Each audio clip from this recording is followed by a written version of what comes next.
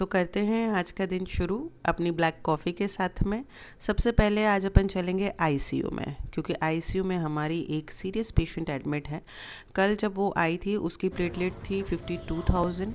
हमने उसको normal labour का ट्रायल दिया था, लेकिन उसकी नॉर्मल डिलीवरी नहीं हो पाई तो हमें सिजेरियन करना पड़ा। सिजेरियन के बाद में आज उसके राउंड्स में जब उसकी प्लेटलेट देखी तो प्लेटलेट थी 91,000।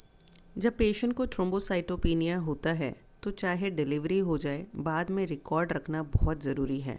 तो नेक्स्ट पोस्टमार्टम सीबीसी होना बहुत ज़रूरी होती है, जिससे हम आगे का प्लान डिसाइड करते हैं। चलते हैं एनआईसीयू की तरफ। हमारे छोटे छोटे बेबीज़ जो सो रहे हैं उन्हें भी देखना बहुत ज़रूरी है, ताकि उनकी माँओं को हम जवाब दे पाएँ कि वो बच्चा कैसा है जिसका आप यहाँ वेट कर रहे हैं। अब चलते हैं जनरल वार्ड की तरफ। जनरल वार्ड में भी पेशेंट्स वेट कर रहे होते हैं कि मैम आएंगे, हमें डाइट समझाएंगे। तो जैसा कि ये पेशेंट है, इनका आज डिस्चार्ज है। डिस्चार्ज के लिए ड्रेसिंग हो चुकी है, कैथेटर निकल चुका है। ड्रेसिंग वाटरप्रूफ की जाती है, जिससे कि आप घर पे आराम से अपना नहाना धोना कर पाएँ और अपनी हाइजीन को मेंटेन रखें। अब इन्हें डाइट समझाई जा रही है।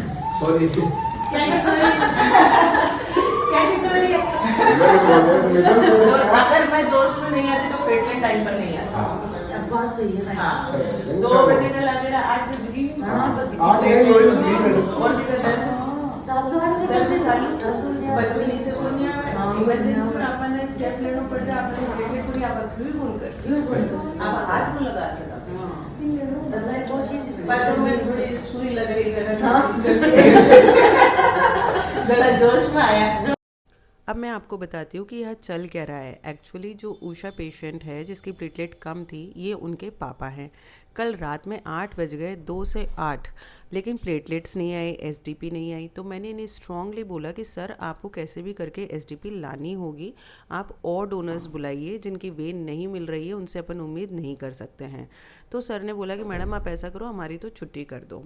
मैंने बोला करा लो छुट्टी, लेकिन फिर इनको कुछ समझ में आया। इन्होंने जैसे तैसे प्लेटलेट अरेंज करी और हमने फिर सिजेरियन किया, और आज उसकी लाइफ एकदम सेफ्ड है। तो कई बार ऐसा होता है कि हमें अटेंडर्स को कुछ चीज़ों के लिए स्ट्रांगली कहना पड़ता है, ताकि वो उस चीज़ की सीरियसनेस समझ पाएँ। चलते हैं लेबर रूम की तरफ। लेबर रूम में ऑलरेडी एक पेशेंट एडमिट थी, सुबह 8 बजे आई थी और इसको जल डाल दी गई थी।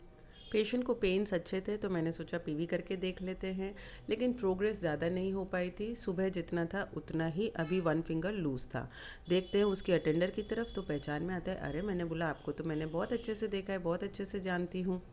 तब वो बताती है कि मैं तो आपकी पुरानी पेशेंट हूँ मैडम, क्या करें, पेशेंट से इतनी बात करते हैं कि सब कुछ याद रह जाता है, शक्ल वगैरह, लेकिन हिस्ट्री केवल फाइल देख के ही याद आती है। चलते हैं बाहर तो अटेंडर्स यानी कि मेल अटेंडर्स वेट कर रहे थे, उनके हस्बैंड और रिलेटिव। तो उनको समझाया कि पेशेंट के साथ अभी ये चल रहा है, कैसे प्रोग्रेस होती आपको टाइम से बताते रहेंगे। अब चलना है अपनी ओपीडी की तरफ। अब रोज़मर्रा के पेशेंट्स जो हमें देखने होते हैं वो अब हम देखना शुरू करेंगे। अब एक फ़ोटो खिंचाई, क्योंकि ये साड़ी मुझे पेशेंट ने गिफ्ट करी थी।